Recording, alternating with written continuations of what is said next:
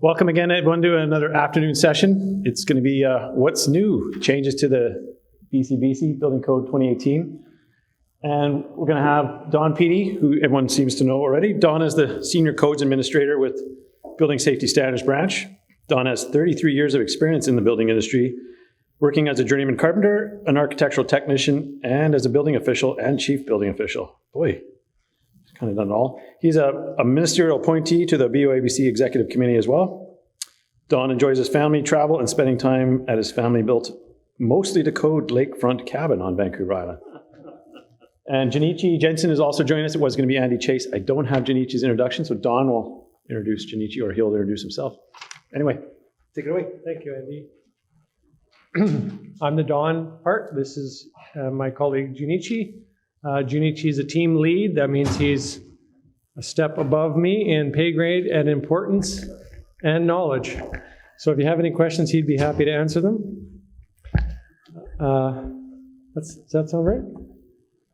Parts of it sounded right. Okay. So, yeah, it's definitely the money thing. So it's fun to be at another conference. This is actually a rare treat. Sometimes the association gets criticized, of course, and I hear it as a board member, because the code changes and then some time passes and then we deliver training, right? And that's kind of that awkward spot where someone at the counter might know more about the code than you do. That's a bit hard.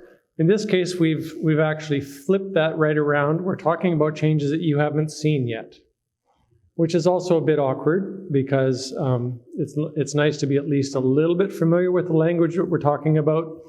But hopefully today you'll get an understanding of what the concepts are.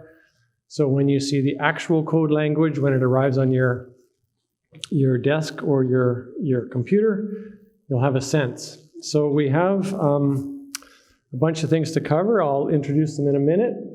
But for those of you that don't know, Junie and I work at the Building and Safety Standards Branch.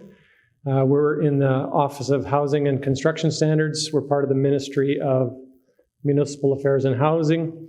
One of our responsibilities, of course, is to produce the BC Building Code, and the BC Building Code changes occasionally. And so we're talking about the changes today. And of course, that's why we're here today, is to talk about what's new. So here's a little outline of the things that we'll cover today. We'll talk about revisions generally. We will talk about encapsulated mass timber. Junie's going to talk about secondary suites. I'll do a piece on rooftop enclosures and occupancies, recycle rooms, carbon monoxide, and BC Energy Step Code. That's our outline for today. We'll try to give you enough information on all of those that the learning outcome would be that you understand those changes a little bit, at least when you see them in your code. This little icon there, hand up in the bottom corner there. If you have questions, we'll try to take them as they occur. If we get bogged down or we need to move along because of time, I might say time out. But at any point, if you have questions, shoot your hand up and we'll try to get to that. Junie will answer it. Okay. So revisions. You'll see up in the right-hand corner. That's like we had our list of topics. I've now transposed them up to the upper right-hand corner so you can kind of keep track of where we are. So revisions.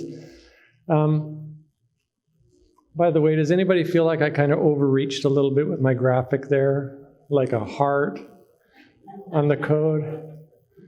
Maybe, that's a little cheesy. We don't love revisions to the building code. We don't love the building code, but... Oh, you love it. Okay, good. We got a code lover. That's perfect. Thanks for saying so. I might count myself as a code lover some days. Okay, so revisions, what are we talking about? Well, we're talking about an effective date of December 12th, 2019. So that's coming right up. You will see these changes in your online code.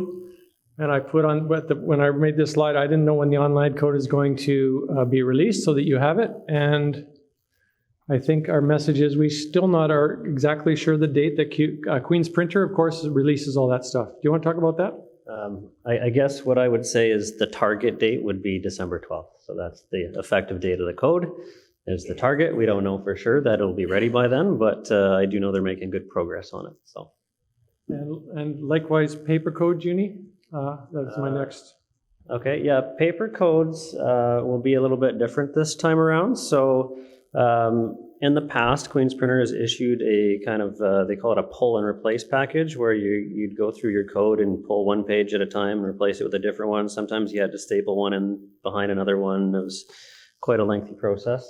It was also a very lengthy process to produce that package. So this time around, what they're doing is we're just, with the new freely available online code, you will have access to all the sections that have been affected by the revision. And so you can just reprint those sections and put them in your book. I believe they're also going to offer at cost printing. So that's the same thing they've always done in the past. If you don't want to print it or can't print it, you can purchase it from them at cost. Thanks, Junie. So now just a couple words on the look and feel that you'll see in the code, because there is a couple little changes. At least on the online code, you will see color used in a way that it hasn't been used before. And you'll also see some footers. And let me just illustrate what that looks like.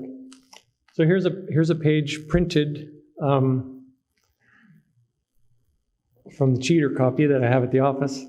And this, I know you can't read that. Well, all I want you to see there is that you see some purple text there. In the online version of the code, my understanding is that the purple will be retained. If you get a printed copy, then you'll lose the purple. But if you look at online code, you'll see purple. That means it's in revision 2, which is what's coming out in December. And so that's a new thing. The other thing you'll see, we had this back in the day. We used to have a little note on the bottom of a page that showed a page that was changed. Now we have this footer, and you can't see that there, but I pointed to it. It says revision 2.01. Now, in the old days, there was a little mark on the page for every page that has a change. And I was used to that. And so when I found this page, which is 2 more pages over in my code book, there's no purple, meaning nothing on that page changed, but it still has the footer. To me, that's like, what the heck? So I asked the boss what the heck is, and it's just a new way of doing it. So if there's something in the section by section, right? If there's something in the section that changed, that whole section gets the footer. I don't love it, but that's what you'll see. So don't be confused. If you see a footer, don't stay up at night and look for the purple on that page. It might not exist.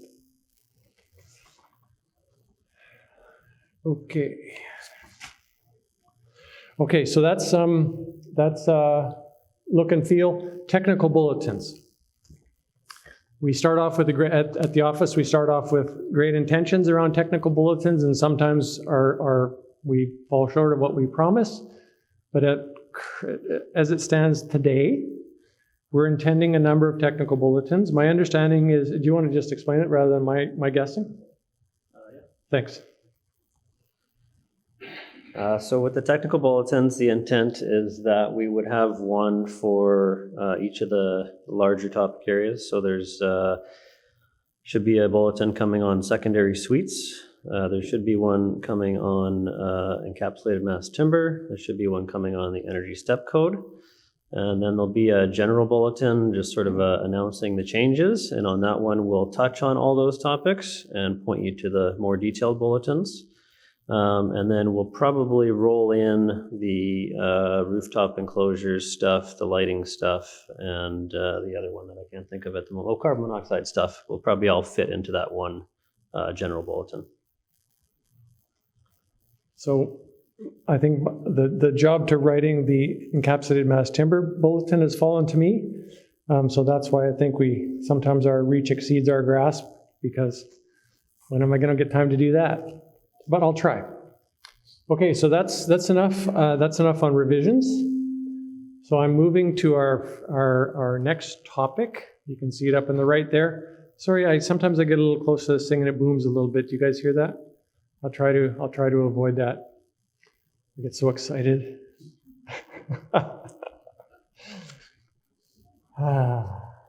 Okay, encapsulated mass timber construction. We're going to cover a few topics. Here's what they are. I'm going to give you just a tiny bit of background. We're going to talk about this thing called jurisdiction specific. I'm going to unpack these code mechanisms that we've used to make that work. And I'm going to touch very briefly on the fire code. Okay, so background. So this sets the context for the regulation around tall buildings in BC. I know you can't see that slide or that little graphic there. It's not from our branch, but all it's talking about the fact that tall wood buildings are really becoming a noticeable thing really worldwide. There's lots of interest in tall wood buildings around the world. So when that's going on, we have Codes Canada. There's lots of intellectual and research horsepower there at Codes Canada. That's my little brain icon. There's lots going on there at Codes Canada, and they're developing code content. So that's happening nationally in Canada. Locally here in BC, I wish that picture was a little bit bigger, but you might recognize the fellow on the far left. That's our Premier, Premier Horgan, and the woman standing on the little mass timber step stool there is our Minister Robinson, and I was with them at Okanagan Falls in the spring of this year, and they were making an announcement that we want to have codes for tall wood buildings in BC sooner rather than later. So we've been reaching out, and we've had local jurisdictions put up their hand and say we want to be a part of that. And so we're working on this thing that I'm calling localized early adoption. And here's a timeline for what that will look like. We're currently in the prep stage. We're pretty much done prep because we're almost in December. And this localized early adoption initiative will be in effect from now until about December 2022, because the next BCBC there, I'm calling it the 2022 BCBC, will take all the national stuff and put it right into the code for everybody. So we really have this localized early adoption initiative that's taking up these 3 years between this December and December 2022. So that's background. So we're focused on this localized early adoption piece here. So what we really need, what we needed in BC in order to make this thing work, is some rules for building construction, and based on the National Building Code 2020 language, which is still, it's not finalized yet. Some of it's still in development, but most of it is pretty set. So we need some rules for building construction, and our objective is to have a code that's available for use, but limited to qualifying local jurisdictions. If that's for me, I'm busy. I heard someone say that once. So when we roll out rules for building construction, we normally do it on a province-wide basis, right? That's the BC Building Code. We also sometimes use something called the site-specific regulation. The most kind of prominent example probably of that was the UBC Tallwood regulation for Brock Commons. And now we want to be kind of right here in the middle. It's not for the province as a whole, and it's not for one site at a time. It's for qualifying local authorities, so it's this jurisdiction-specific thing. So we've gone through this process, and at the end of a fairly long process, we've ended up here. This is a page taken out of the code. I don't know if you can see or read all of those, but there's a list of 13 local authorities that are currently our partners in getting this code into the landscape. The Board of Governors of UBC is a local authority by definition, so they're on the list, and then there's 12 local municipalities there. When this was announced this was a news release from the Premier's office. This was a big deal for the province. And these partners of ours are considered to be the leaders in tallwood construction and getting that code out there. If, by the way, you see your name of your city on that list there, you are invited to a session that we're having Wednesday morning. I'm not sure what room we'll be in, but we're hoping to get together as a group there and start to discuss a few things related to encapsulated mass timber construction, to compare notes and to kind of plan the way forward a little bit. If you're not on the list, but you want to come and observe, you're welcome to do that as well. But I just wanted to give a shout out to that meeting. So, code mechanisms. So we've got a few things that we needed to do in the code to make this idea work. And the first one there, you can see up in the first two up there is two sets of rules. Two sets of rules need to live side by side in the same code book. There's one set of rules that applies in the 13 jurisdictions, and there's another set of rules that applies for everybody else. We had to figure out how to do that. And we've partly done that by using this mechanism of double underlining. So I just picked one code article kind of at random. National Code has developed some rules about exterior balconies that are specific to EMTC. So we have to get those into the code so that the 13 have the rules around exterior balconies, and so that everybody else still has exactly what they have, and we haven't changed it, we haven't broken it, we haven't tinkered with it. So there's two sets of rules. So right here in this one article, you can see sentence 2 is this new stuff that we got from National, and it lives there. It happens to be purple because it's new in the code right now. It's double underlined because it only applies in a local jurisdiction that's in the list. So sentence 2 lives there. We think that it works. And we think that if you're not in a local jurisdiction that has EMTC, that your code still functions just as well as it did. It's not broken, there's nothing missing, but it gives you a heads up of what's coming, which is a good outcome of putting the new EMTC provisions right in the code as opposed to having just a separate code that's only EMTC. It gives people a chance to become familiar. So that's something that you'll see in your code book, two sets of rules side by side with double underlining. And then one more thing we did, it's called suffixes. And we haven't used these in our code before, to my knowledge. But they look like this, and you may or may not be able to see that, so let me just pull out the important bit there.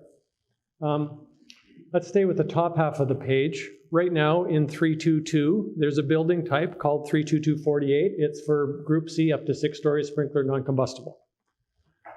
Well, that lives in every municipality in the 13 and for everybody else too. But there's this brand new 32248 developed at the national level that's specific for EMTC, Group C up to 12 stories sprinkler.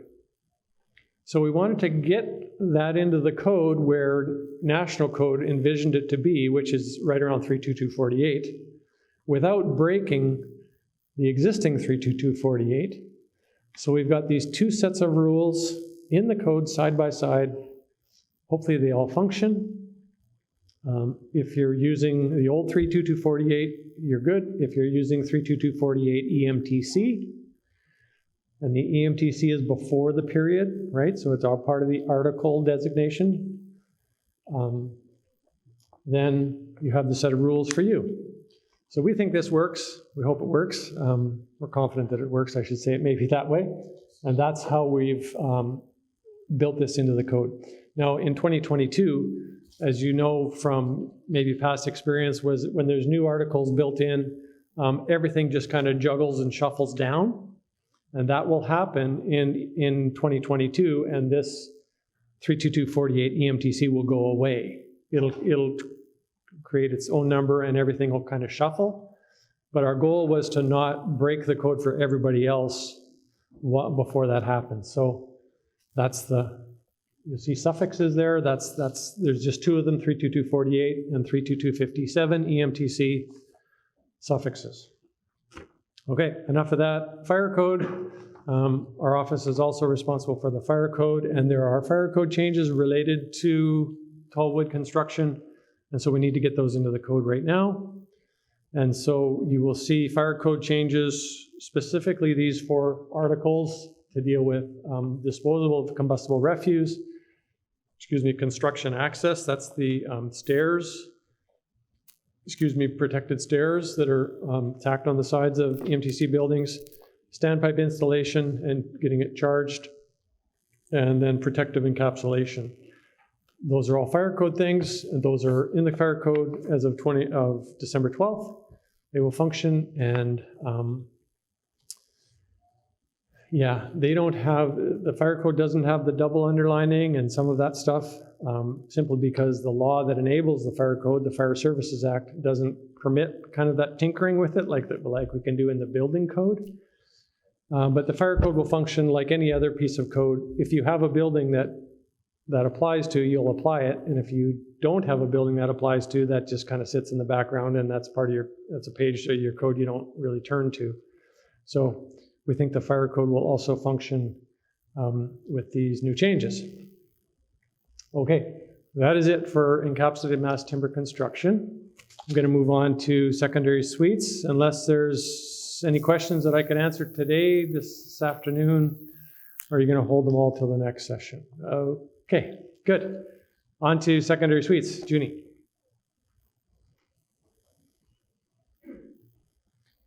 Okay, secondary suites. I guess I'll do a little intro for myself since I seem to have lost my bio on the way here. It was going to be Andy Chase coming to present to you folks today, and Andy's the one who primarily was responsible for the secondary suites changes. So what we did was took the stuff from the National Building Code, which came out in 2010, the secondary suite stuff, and kind of blended that with our existing secondary suites requirements, which were located in 937. So Andy was primarily in charge of that, as I say. You don't get him today, you get me instead, so I'll do my best. I've been with the branch for, I guess, going on 12 years. Like Don, I also started life as a carpenter. So first job I had in carpentry was when I was 15 years old. And believe it or not, that's about 28 years ago. So I've been in this industry for a while, on and off. I did take some time away and do some other things in my youth. But pretty happy here working for the province, and actually set out to be a building official before I got my job at the province. So, although I didn't spend any time behind the permit desk. So, secondary suites.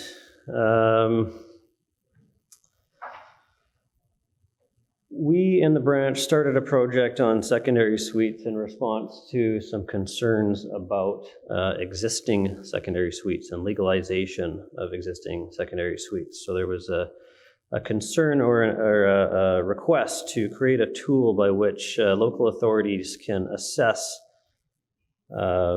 existing secondary suites that may or may not have been built legally or to code in the past. This is not that. That's not what we're doing here. Once we got into that project, we quickly realized that there was some work to do on secondary suites for new buildings, and I guess partially for secondary suites being added to existing houses. So I'll explain the difference there. New is obviously new, but when we're talking about adding suites to existing houses, we mean basically either a finished house that does not have a suite in it. So maybe you have a basement that's finished as a single family dwelling, and you then want to convert that basement to a secondary suite. Or maybe you just got an unfinished space in your house and you want to convert that to a secondary suite. So you're dealing with existing framing, potentially existing finish on the walls, that kind of thing. And in that case, it's probably appropriate to have some exemptions. So we'll look at those in a bit. If you're doing new construction, what you may have noticed in our previous secondary suites requirements, and also if you ever read the national secondary suites requirements, you might have noticed that they have stuff in there that is actually probably more appropriate for or geared towards adding a suite to an existing building. We've taken all that stuff out of the core code for new buildings and put it into a different location. So we'll look at that as well. So that's just clarifying what I just said, essentially. All right, so yeah, existing buildings, as I said, sometimes there are existing conditions in an older building that do justify some exemptions. So some examples of this are things like existing ceiling heights. So if you have an older house, often the ceiling height might not be as high as you want it to be or as the code requires it to be. In the case of the National Building Code, they have some exemptions built right into the code that would apply to all buildings for the ceiling height. We've taken those out of the core code and just put them into a new table. It's this table 11116, so it's actually right next to the Heritage Buildings table and follows the same principle as the Heritage Buildings table in that if you've got an older building, you can use these requirements. If you're building new, you just go to the appropriate section of the code. So this diagram is just showing you how this applies. If I'm adding a new secondary suite to an existing building, I can use these requirements. They're called alternate compliance methods. Second example, if I'm adding a suite atop an existing building, for instance, I could use these sort of converting to a secondary suite, or if I'm adding something or changing something on the side there, you know, I can, again, if I've got an existing situation that I'm converting to a suite, and then I can use these requirements. If I'm adding something, I'm sorry, I misspoke a little bit there. If I'm adding a new unit, like as in an addition to the building, new construction, that would have to comply with the new requirements.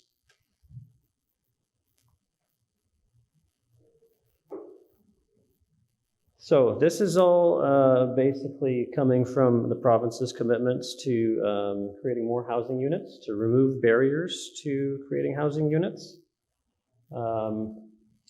It's also coming from our increasing efforts to harmonize our building code with the National Building Code. And you'll probably see a lot of that theme over the next few years in these code change presentations.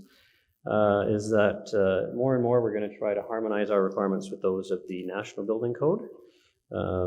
Our ministers at the provincial and federal levels have signed on to some agreements essentially to help harmonize all the codes and standards across the provinces and territories to decrease trade barriers, labor mobility barriers, and stuff like that.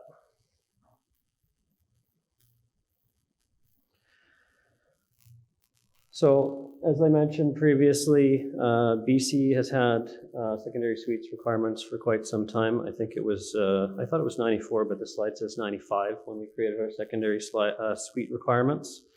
As you probably know, they were located in section 937, so that was a BC variation to the national code. We created those requirements in BC in response to, I guess you might say, political pressures or industry pressures at the time, and they really were specific to that time. So there were a lot of assumptions with those secondary suites that kind of influenced the final outcome. So the assumptions essentially were that you had a single family dwelling, and that was the type of building you'd want to build a secondary suite in.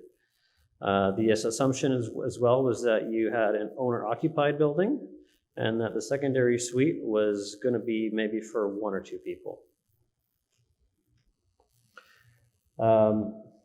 Those assumptions are not necessarily true anymore, especially with our imperative to create more housing units. So we're seeing more and more different types of families moving into secondary suites. Affordability is a big issue. So what we've tried to do here is create more housing units, but still maintain a focus on fire safety and life safety that we've always had in our secondary suites.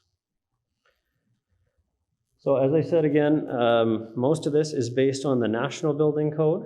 So going back to Don's little slide with the brain, most of the requirements here were developed by committees at the National Building Code level. So we have representatives from all across the country in all different kind of areas of specialty who have come together to help create these requirements.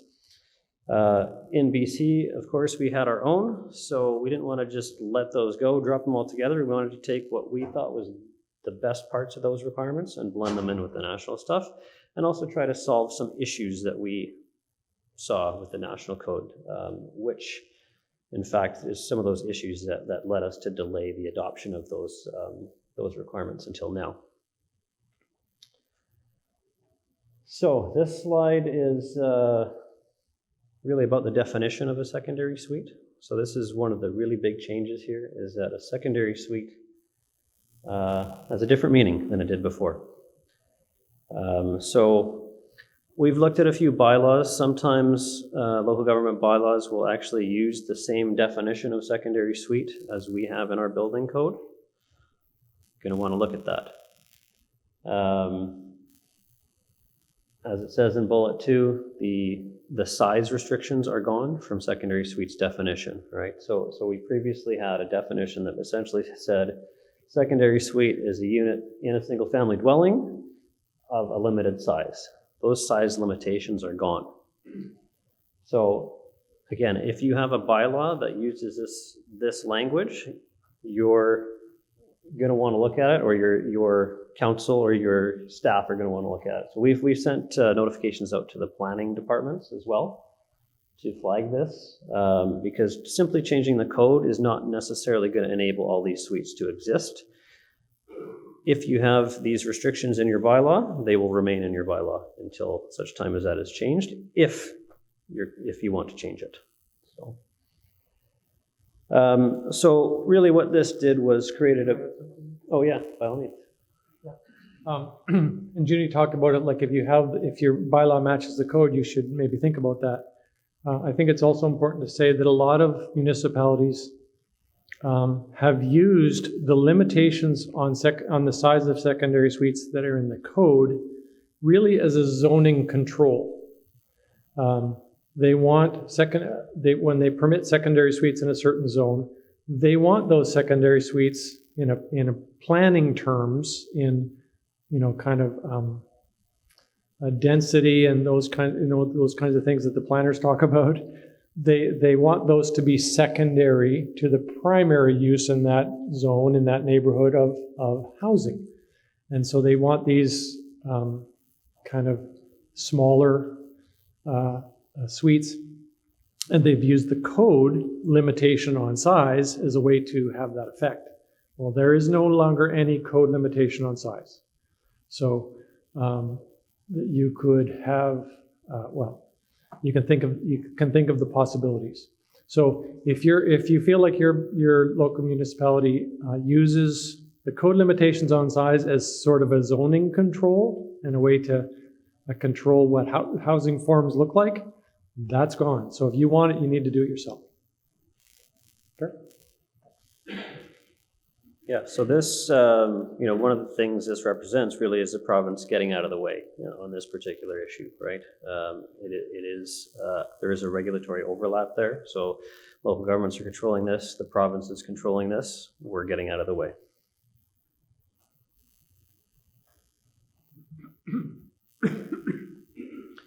All right, so more on the change to the terminology, or to the defined term. So again, 90 square meters was the former limit.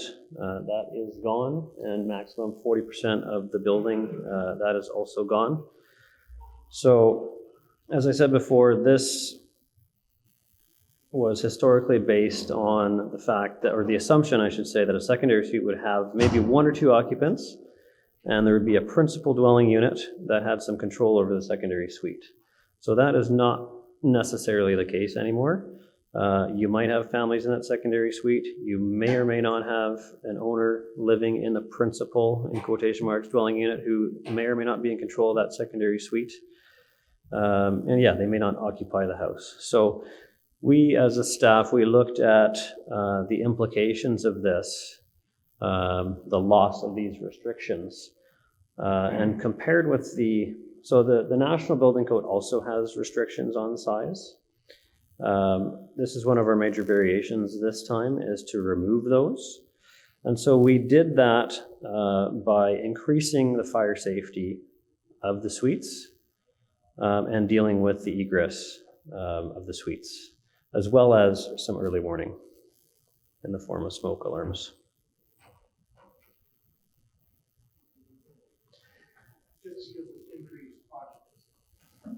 Exactly. So yeah, because you're potentially dealing with a larger fire load from the contents, as well as the risk of more occupants. So we're offsetting that.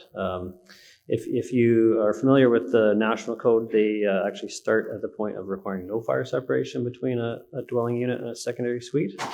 They require what's called a smoke tight barrier, which is essentially 1/2-inch regular drywall. So we've maintained our fire separations. We've maintained our exit separations where there are exits. We've maintained our additional smoke alarms, things like that. So we'll go into that a little bit. So the other important thing to point out here is that something that has not changed is the fact that these the dwelling unit and its secondary suite are still required to be a single real estate entity. So you can't strata title the secondary suite. You can't sell the secondary suite. It's all still one real estate entity. So that's the same as it's always been.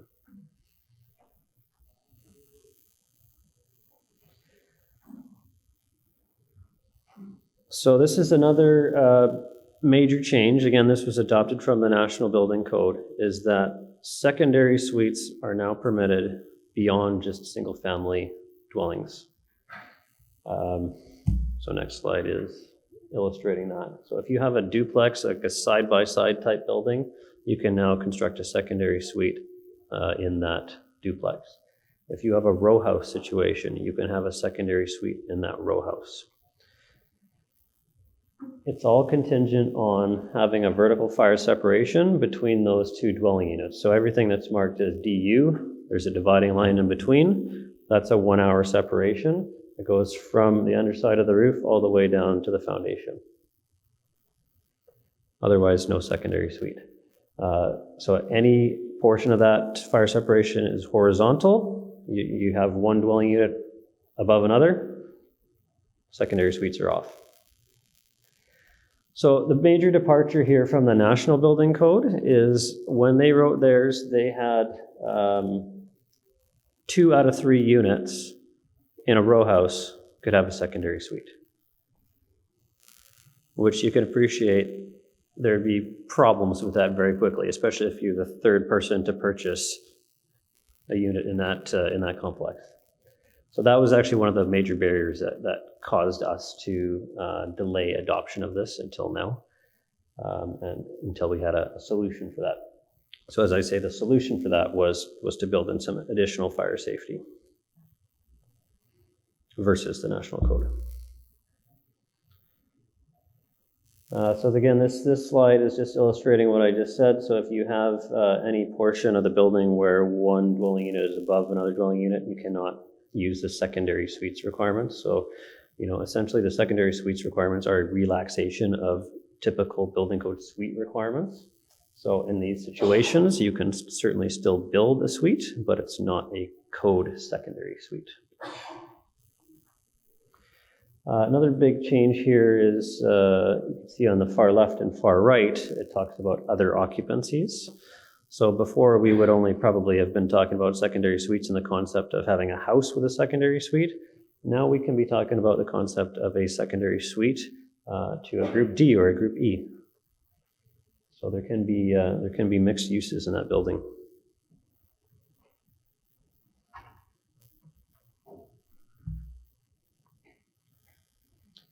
So getting into some of the requirements, ceiling heights. So again, this is an area where we've adopted something from the National Code. Most of this comes from the National Code.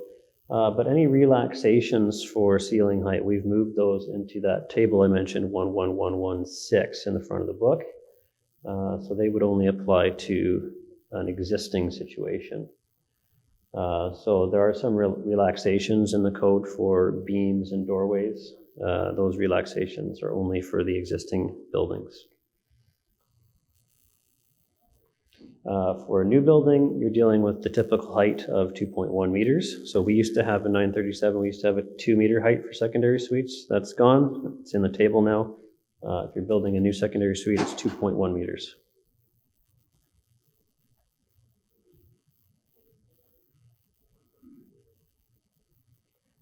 Stairs, ramps, handrails, and guards.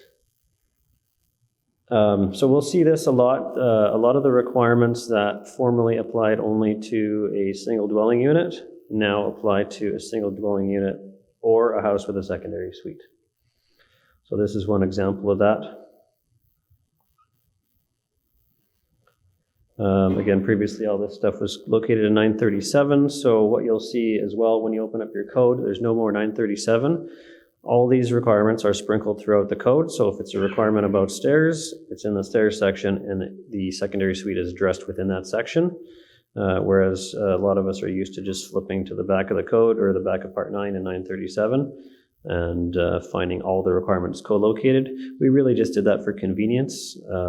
And we've done that with some other requirements as well, knowing that at some point we'll probably remove them in favor of requirements adopted from the National Code.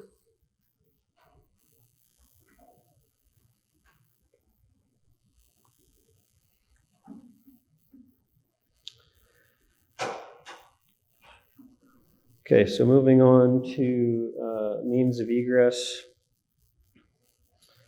This is a diagram out of the appendix. It's not necessarily a diagram related only to secondary suites, but it's a diagram that's just been included to illustrate that there are some situations in secondary suite where you might require second and separate means of egress. So for example, if an egress door from an upper unit opens onto an exterior passageway higher than 1.5 meters above the adjacent ground, then you need a second and separate means of egress or access to a balcony or an openable window. And the key here is that is not your typical bedroom window that we're often used to talking about. This is a cross-reference to Article 9910.1. So this is slightly different than a bedroom window in that it actually has restrictions on the height it can be. As you can see on the left there, windowsill not more than 7 meters above the adjacent ground level. And then the dimensions of the opening are slightly different than what you have in your bedroom window that you're typically looking at. So again, this requirement came to us from the National Building Code. There are other places in the code where we reference this, this type of window, but the key there was that it was different than the typical bedroom window that a lot of us are used to looking at.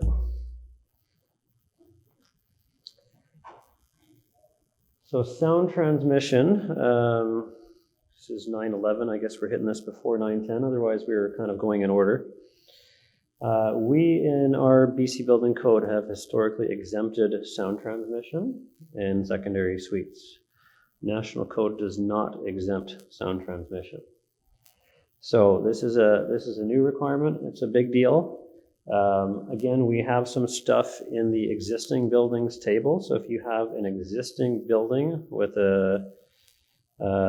finished walls, for instance, you can take advantage of that table. And there's a prescriptive assembly in there that shows you how, well, that I guess you can use that prescriptive assembly instead of using or trying to achieve the STC or ASTC ratings and or the fire separation requirements. And so the important thing is in those prescriptive solutions, you do get to use regular drywall.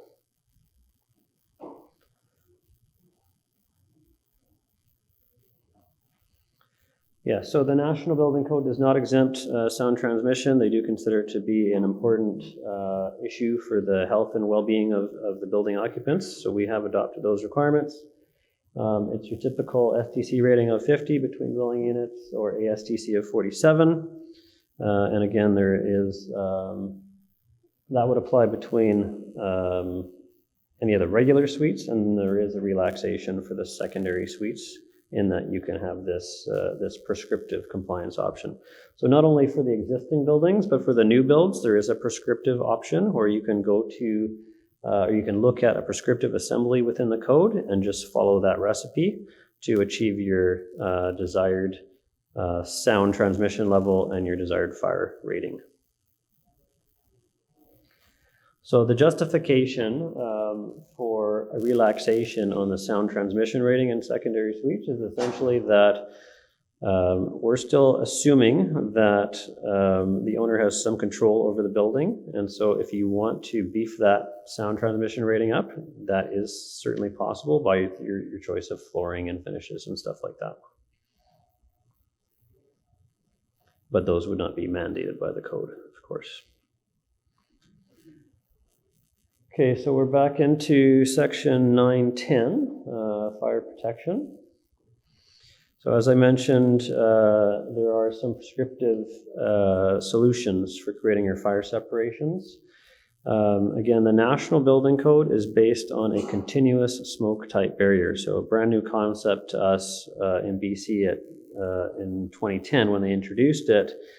And we started looking at it, it doesn't have the benefit of the clarity that we have in the section about fire separations. So with fire separations, we have dedicated sections about how we can penetrate a fire separation and how we can seal that penetration.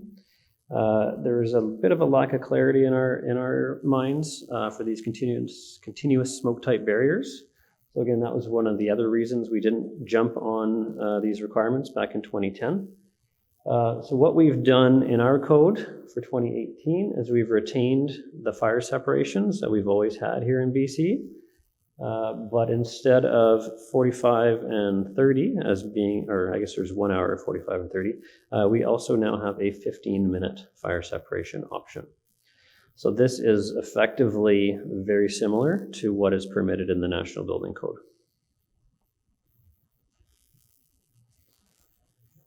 So again, there are some prescriptive solutions here. They follow, they're found right in the code, and they're very similar to if you were to go to Appendix D and use the component additive method to figure out your fire resistance rating of your assembly. It follows the same sort of principle.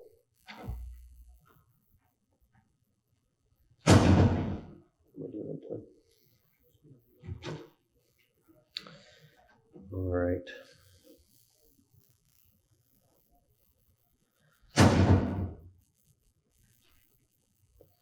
So this is more or less what I just said, showing you the different options for fire resistance ratings within your building with secondary suite. Sprinkled building, you still are exempt from your fire resistance rating. If you've got smoke alarms not interconnected with the other unit, you're at 45 minutes for your FRR. If you've got the additional smoke alarms of the photoelectric type that we formerly required, so one in each unit that talk to each other, then you're down to 30 minutes. And if you've got all of those things interconnected together, so those photoelectrics are interconnected with all the rest of the building's smoke alarms, then you're down to 15. So again, the 15 minutes is very similar to what's in the National Building Code, and apparently also very similar to some industry standards like ULC S134 and S135.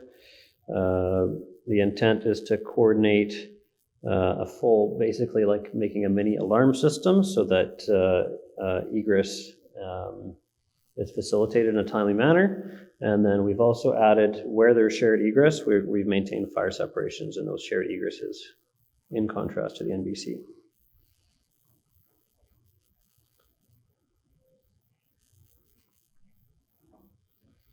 Okay, so I'll skip past some.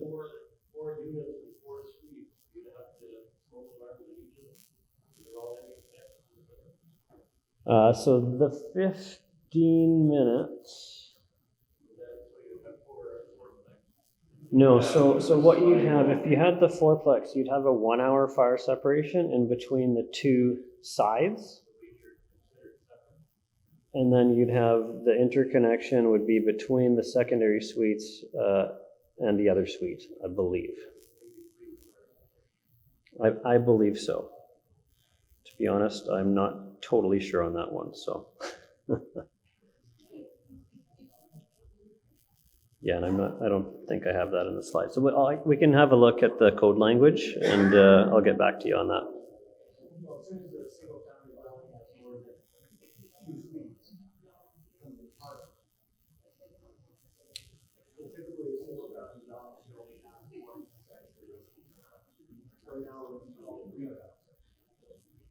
Yeah, so.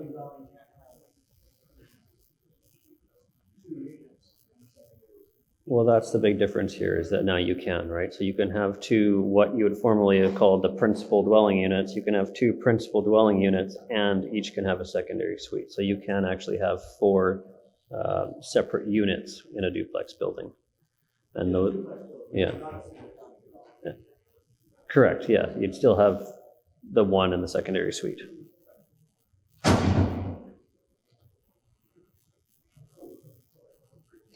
Okay, so this still going on with fire protection here, still in 910. And this is just illustrating the fire separations. Oh, sorry, yeah.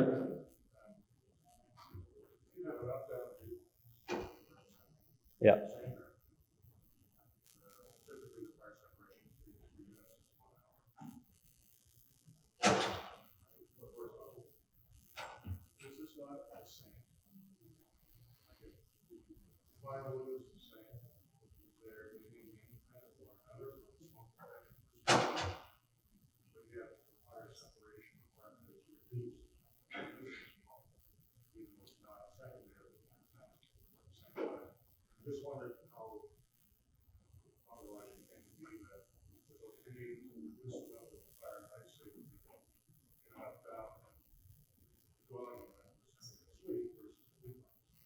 Yeah, so we're still, I guess, leaning a little bit on this assumption that there's a level of control and communication between the two suites, based on the fact that they have to be the same real estate entity.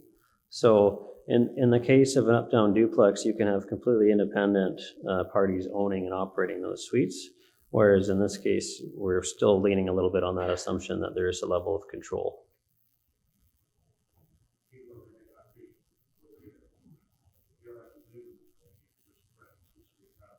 Yeah. And then we also have things like the smoke alarms being interconnected in between those suites.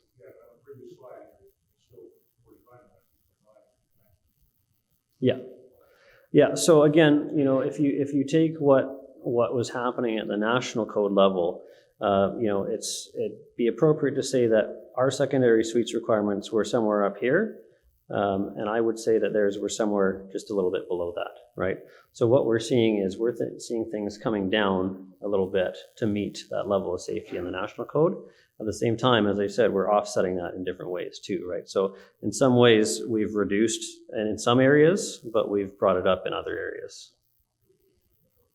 Existing code fire separation. Yeah.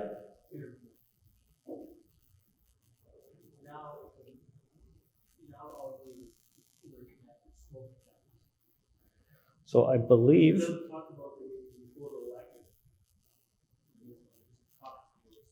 Yeah, no, we still have the photoelectric thing. So going back here, the 30-minute option is still the one where it says additional smoke alarms. That's your photoelectrics. Yeah, so that, exactly, yeah.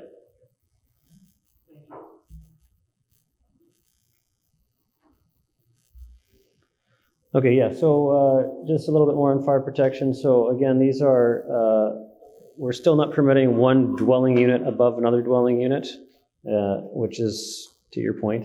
So we're still dealing with a secondary suite and a dwelling unit. So these are still 9, 10, 15 buildings. One quick question on that. Yep. Under current code, if you have more than 5 dwelling units, you need a fire alarm. Building, we didn't have firewall. And in this case, in the new case, we would need a fire alarm. You would not need a fire alarm, yeah. Yeah, so basically what we have is the interconnected smoke system, smoke alarm system. When you did the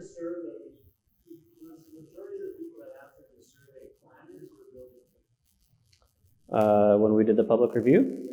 Building officials. Yeah. So we've actually made a pretty concerted effort to try to reach the planning departments, and it seems like no matter what we do, everything keeps going to the building officials. So I don't know if it's the way we message stuff, so or the topic area. Yeah, or maybe we get a little too heavily involved in the code stuff in our bulletin. So we're actually redrafting our secondary suites bulletin and trying to make it a little bit more planner friendly and changing the titles. And yeah, so I mean, by all means, pass it along, right? You have the information here. So if you're talking to your planning, or make a point of talking to your planning departments. Yeah. I'm sure some have, and probably some haven't. So. All right, so the last topic on secondary suites, ventilation and heating. In the national code, they do not allow interconnection of, no shared air, essentially. In the BC building code, we have retained that permission to interconnect the heating systems, as long as you have that fusible link and that fire damper. You're still good to go. However, again, national code doesn't permit this, so we may see this option go away in the future. Ventilation, again, we have a lot of variations in our code related to ventilation systems. So with the theme of harmonizing with the NBC, we are undertaking a project to harmonize those requirements with those of the NBC. So we will see some changes to the national building code. To the ventilation requirements soon as well. Okay, I think that's probably good for secondary suites.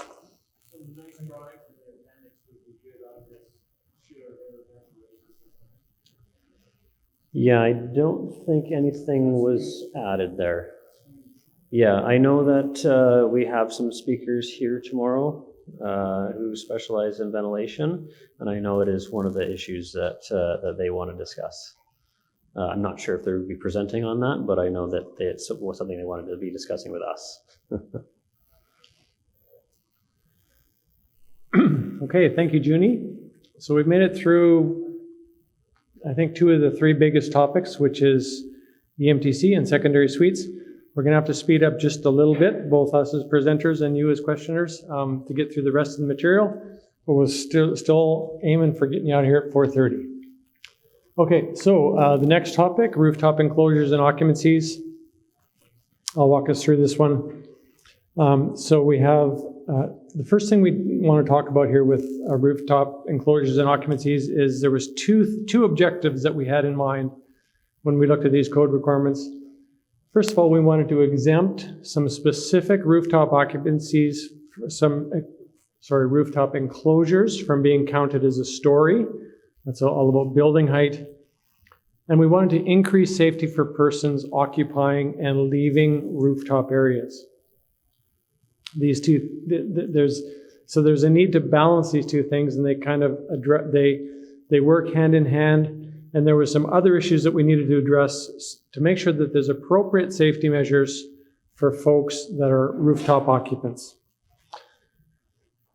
So we'll start here with what the code currently says about rooftop enclosures and stories. This is in this first category of exempting. We wanted to exempt certain ones. Here's what the code currently says. This is very similar language, or maybe identical language, I think, in Part 9. A rooftop enclosure shall not be considered as a story as in calculating building height if the rooftop occupancy enclosure is, or if the rooftop enclosure is provided for elevated machinery, stairway, or service room and used for no purpose other than for service to the building. So if you've got a stairway that goes to the roof for any other purpose than service, it counts as a story. So that's a big deal. Let's just look at this picture for a minute. This happens to be a 1, 2, 3, 4, 5-story building. But under the current code, I think we have to say this is a 6-story building, right? Because we've got an enclosure up there that might be a stair. We've got another one over here that's probably a stair, maybe an elevator, lobby, that kind of thing. Those, we've got seating and greenery and some folks out here enjoying the view. those enclosures are clearly not just there for service to the building, so they count as a story. So this code language has moved around a bit over the years with greater or lesser clarity, but now it's clear those are a story. So this code requirement is getting applied a little bit unevenly, and counting these enclosures as a story and all the resulting code requirements that follow from adding a story to the building, I mean, that can be a big deal. And it's probably, all that follow-on stuff is probably a bit of an overkill given the level of hazard that these add to the whole building. It's not that significant. So we wanted to exempt some of these. So how do we do that? Here's the solution. We wrote this new code language. Starts off the same: a rooftop enclosure shall not be considered as a story in calculating the height of a building if it is provided for elevator machinery, a service room, a stairway used for no purpose other than for access and egress, an elevator lobby used for no purpose other than for access or egress, or a combination of those things. So back to our picture. So now, in the new code language, which you'll see coming across your desk soon, now we have a stairway, probably used only for access or egress, another stairway probably, an elevator lobby. Now this is back to being a 1, 2, 3, 4, 5-story building, not 6. That's a pretty big deal. But look at some important things here. When you're looking at this exception in determining building height, we've got this concept that there are some spaces that are infrequently occupied, right? The elevator machinery room, the service room, like those are very infrequently occupied, and that's why they don't need to count as a story. And then this other idea of transient use. Right? People are just going through those spaces. They don't spend a lot of time in those spaces. The stairway, the elevator lobby, transient use. Okay? So this, and it's in this language, used for no other purpose, used for no purpose other than for access or egress.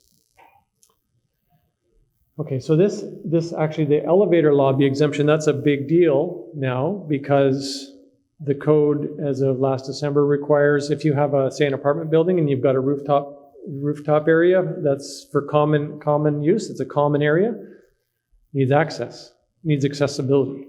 So probably the way you're going to do that is an elevator. So it's nice not to have to count that enclosure up there as a story. Question?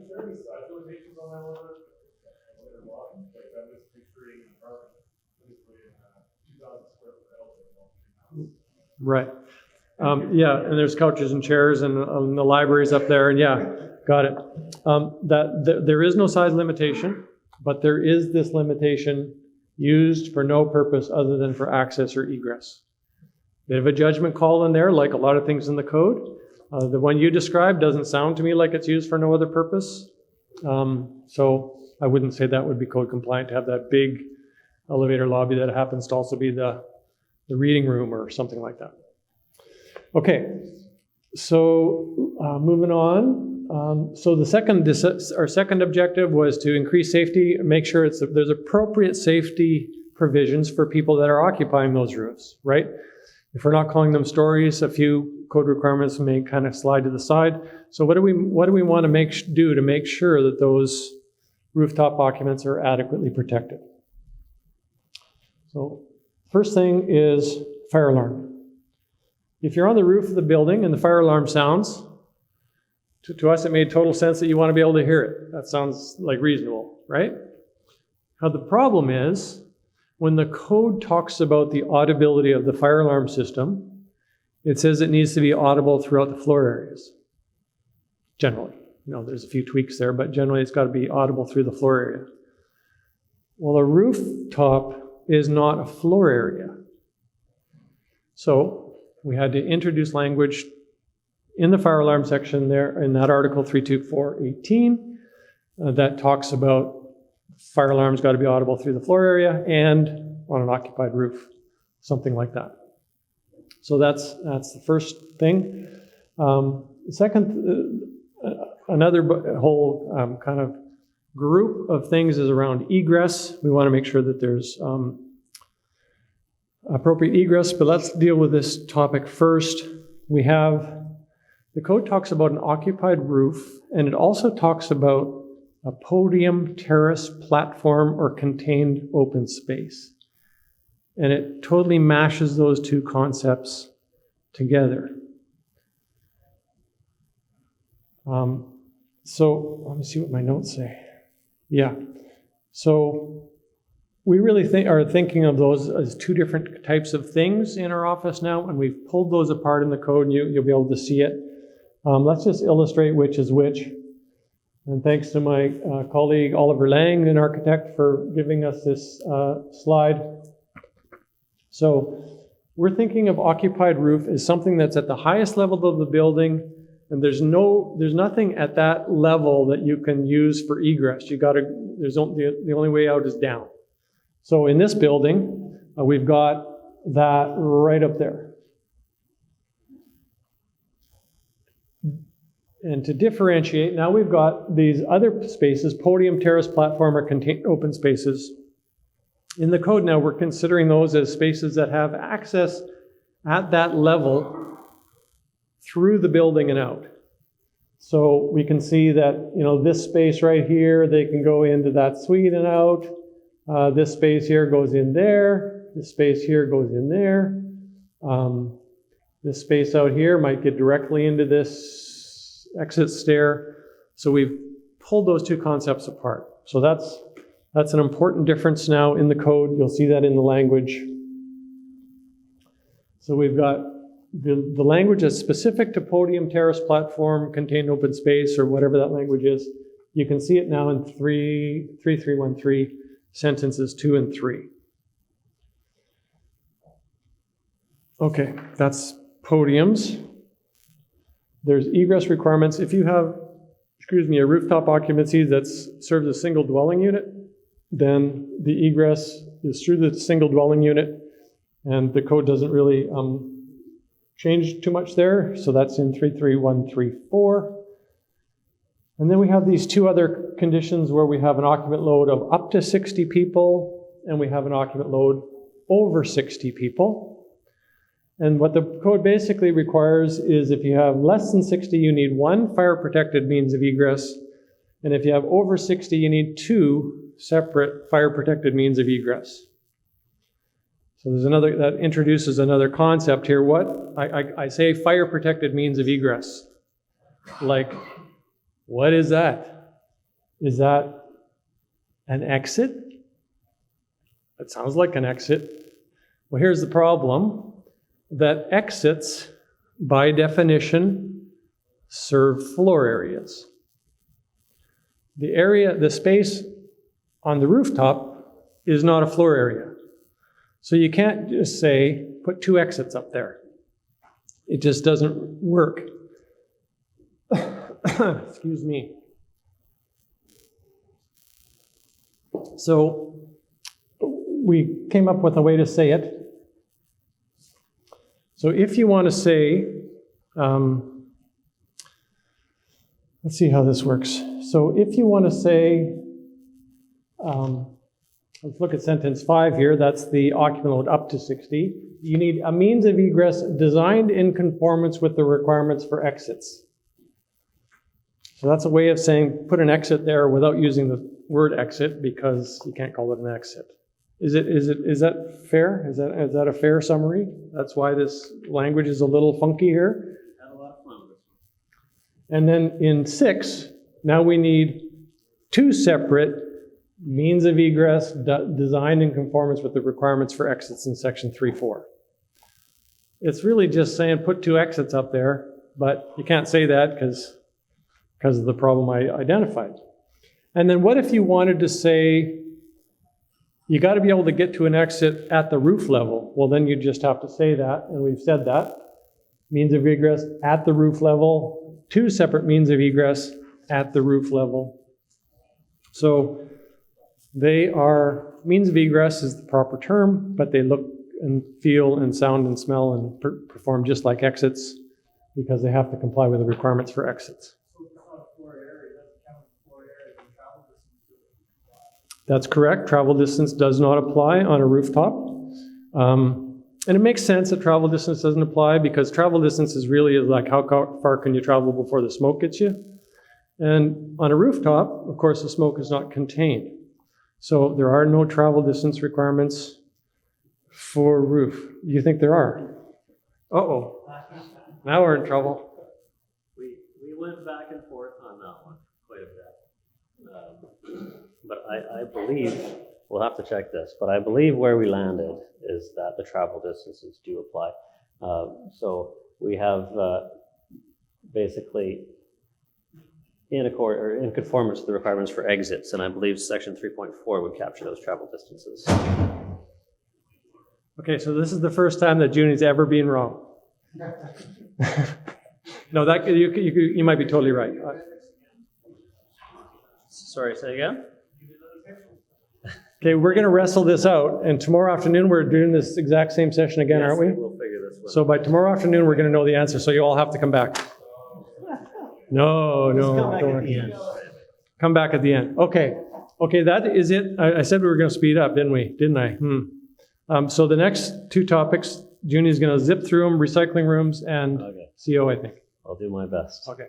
I wanted to answer the question about the interconnection of smoke alarms in the secondary suite. So I think that gentleman might have stepped out. But in relation to the interconnection of the smoke alarms, all the requirements we were discussing in relation to the fire separation, the 45, the 30, and the interconnected smoke alarms, that was all between the dwelling unit and its secondary suite. So interconnection means between the dwelling unit and the secondary suite, not between the two side-by-side dwelling units. Okay, so recycling rooms.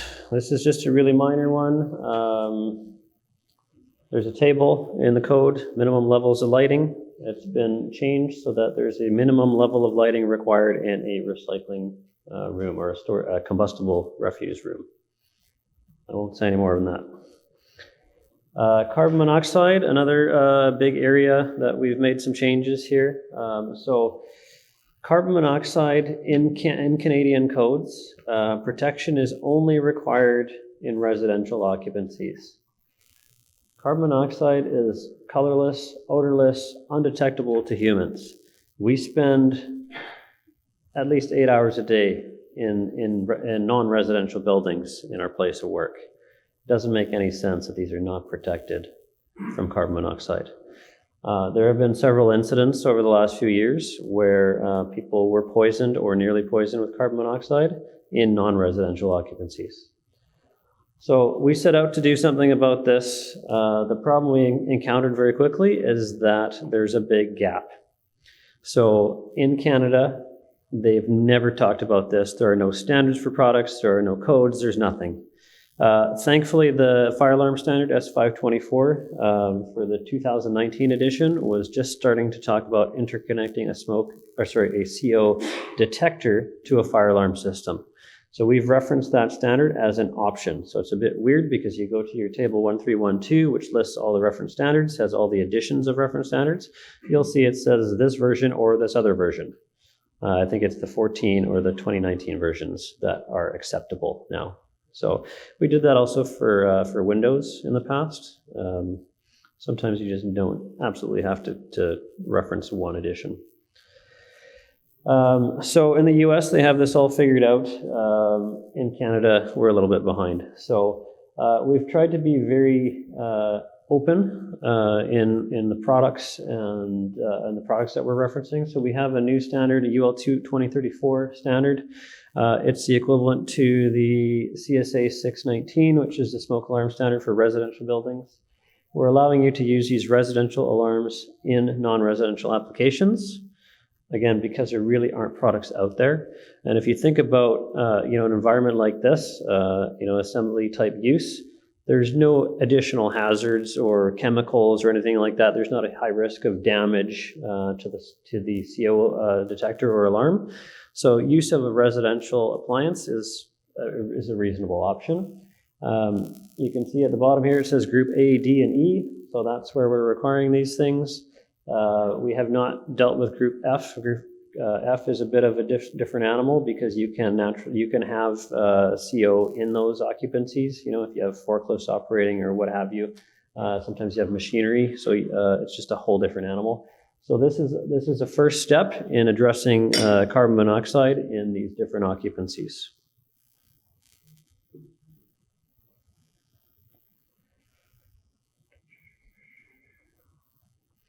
I think that's probably enough on carbon monoxide. There's a little bit here about where the thing has to be located. So of course you're only putting in a carbon monoxide alarm detector where there's a risk of carbon monoxide. So that's the same thing as residential. You might have a attached storage garage, or you might have a fuel-fired appliance. So we've addressed both those different types of risks. And we've addressed issues where you have a ducted forced air type system. You need the CO alarm in those rooms served by that, or if you've got an adjacent space. So if you're adjacent to storage garage, adjacent to that fuel-fired appliance, you're going to need that CO detection device, and you're going to need one in the room where the appliance is located. And there's the last slide for you. So I think that's a pretty great picture. I loved it, so I put it into Junie's section of the presentation. Installed on the ceiling, someone wrote in there, and someone else commented, I think they meant the date. And it's simply a reminder that CO alarms, like smoke alarms, have a usable lifespan, usually I think 10 years, maybe 7, something like that. So change those things out when you can. Okay, our last topic, BC Energy Step Code. And there's actually not, oh yes, no, that's not a clock. We just have a few minutes left, right? 4:19, so I'm still trying to get you out of here at 4:30, so I'm going to try to give you 11 minutes of Energy Step Code, no more. There will certainly not be less, but bear with me. So everything I'm going to say today is derived from information I got at this website, energystepcode.ca/news. If you haven't been to that website, you need to go there if you want to know anything about Energy Step Code. It's really a valuable resource there. I've tweaked a little bit of information because I thought it needed it, but there it is. 3 changes in the Energy Step Code in this revision to the BC Building Code. We're going to look at a little change for Part 9 residential buildings. We're going to look at a little change for Part 3 buildings outside Climate Zone 4, and a change that affects Part 3 buildings with Group A and Group B occupancies. And just a shout out, there's some other sessions on Energy Step Code at this education conference. I encourage you to attend this one. This is an Energy Step Code panel. Zach May from our office will be leading that panel. It's on Wednesday morning. And yeah, that'd be good. Okay, Part 9 residential. So what's going on here? I just grabbed, anybody that knows Step Code knows that there's a whole bunch of tables about compliance for various climate zones, tables A through F it happens to be. I just grabbed the table for Climate Zone 6, and all the tables show all the steps, right, 1 through 5. I've just got a little bit of the top portion here because you can see some purple wording in there. You can see it right in there. And we're going to unpack what that new purple wording is all about. So there will be 2, we're in the column about building, performance of the building envelope. And step 2 through 5, there's these 2 new options to address building envelope performance requirements. There's revised TEDI metrics, and there's a new percent better approach. We're going to just talk about what all of those are, both of those are. Okay, so we're going to start with the adjusted TEDI thing. So we've got to look at the concept behind adjusted TEDI, and we'll start with the climate zone map. Recall that the climate zone map is based on heating degree days. And each of the zones covers a range of 1,000 heating degree days. So currently, every location falling within a range of 1,000 is assigned the same TEDI at each step. And that looks like the blue line on this graph. So if we're looking at climate zone 6, we're going to focus on 6. You can see that if you're at 6, you're between 4,000 and 5,000 heating degree days. Your step 2 TEDI target requirement is 60. See how the blue line steps its way up there. Well, if you're in the warmer range, or like right there is where I'm looking, okay? So if you're down here in, say, Kimberley or Cranbrook, meeting step 2, the TEDI for step 2 is it's a bit of a challenge. If you're way up there in Prince George, that's at the higher range of climate zone 6, it's more challenging.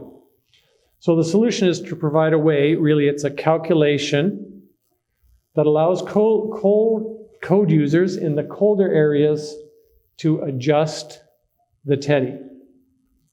And by using that calculation, we can get this new sloped orange line instead of this very angular stepped blue line. So we're going to zoom in on that little circled area of the graph there, right? Okay, and so here I am, I'm still in zone 6. I'm still in step 2, and I've got the blue line at 60 there. That's the existing TEDI requirement. Well, by calculation, now, if I have the heating degree days that I have in Cranbrook, which is, I think, somewhere around 4,400, my actual TEDI is 68. I can consume a little bit more energy in that building. It's a little harder, it's a little colder there. If I'm in Kimberley, I can calculate 73, and if I'm in Prince George, I can calculate 74, whereas before everybody had to work to 60. So that's lets folks as it gets colder in a certain climate zone to have a different TEDI. Well, those guys over there, they're finished. I hear them clapping. I'm going to get there. So I have to ask, who hates looking at graphs on slides? Everybody hates looking at graphs. Okay, well, by explaining this concept with graphs, rather than from the actual words of the code, look what I saved you from. You can thank me later. This is the calculation. I'm told that it's actually fairly straightforward, but you can use this. And by the way, this is taken out of the appendix. Somebody pre-calculated all these numbers, but it's only in 100 degree day increments. So it's not terribly helpful if you happen to not fall right on one of the hundreds. So everybody's got to do this. They tell me it's not that hard, so that's why I used a graph. But there it is. I think right now it would be appropriate to put up this picture, which I actually found on the internet. Just keep calm. I love TEDI. Okay, that's TEDI. Let's look at this other piece here, which is this this performance improvement. In this case, at step 2 in climate zone 6, it's 5%. What the heck is that? Well, here's some new rules. You can calculate and there it is expressed graphically. You can calculate the space heating energy use for the proposed, and this is if you're using EnerGuide. You can use the space heating energy use for the reference house. You can calculate the same thing for the proposed building. You can calculate a percentage difference there. And if your percentage reaches the number that's expressed in that table that I was showing you, then you can be good. So there's these 2 new ways to deal with building envelope performance. There is some fine print that tells you exactly how to do all that. It's in there so you can see it later. But that's what I'm going to say about Part 9 changes. No questions? Perfect. I'm going to move on. This is Part 3 buildings. I don't know why there's a 9 in my slide there. I need to get that out of there. Outside Climate Zone 4, there are revised targets. And I'll feel better if you just let me fix this one thing up. Energy people talk about targets. Building officials talk about requirements. And so when we're talking about targets, and I use the language myself sometimes, those are requirements, right? It's not like if you had a building and it needed a 60-minute, a 1 hour fire separation, you wouldn't say that 1 hour is a target, right? Target kind of applies. You got to aim at it. You might miss it, but don't worry about it. Like this is a requirement, and it's not sometimes energy folks talk about these as a budget. Well, if you travel distance, someone mentioned, like if you have a 45-minute travel distance, you don't say, well, 45 is your budget. Because I don't know about you, but I go over my budget all the time. It's a requirement. Okay, so that's my rant on the use of the word targets. Okay, they're requirements. And this is what the code looks like right now. I'm in part 10 really for a part 3 building. And I have one set of requirements, say for hotels and motels. Doesn't matter what climate zone you're in, the TEDI's the same, all the way across the board. Now, we have, you guessed it, more tables. And so this is split out. This is hard to read, but what you can see is that the old requirements really apply in climate zone 4. And if you're in climate zone 5, 6, 7, like all the way up, then there's new requirements for these part 3 buildings. Okay, enough on that one. Yeah, so that compares to that. There's just more tables. Okay, and finally, we have part 3 buildings with group A or group B occupancies. You can't read that, so I'm going to put it out here a bit better. There's requirements that are for schools other than colleges, libraries, colleges, rec centers, hospitals, care centers. As it currently is right now, there are only requirements to meet step 1. So if you're in a town, you want to implement the step code and you require a step code for these buildings, step 1 is all you got. But step 1 is a big deal because we all know the mantra in step code: everybody models, everybody tests. So you're modeling your energy performance requirement, the energy performance of your building, and you're testing for air tightness. Those requirements would apply here.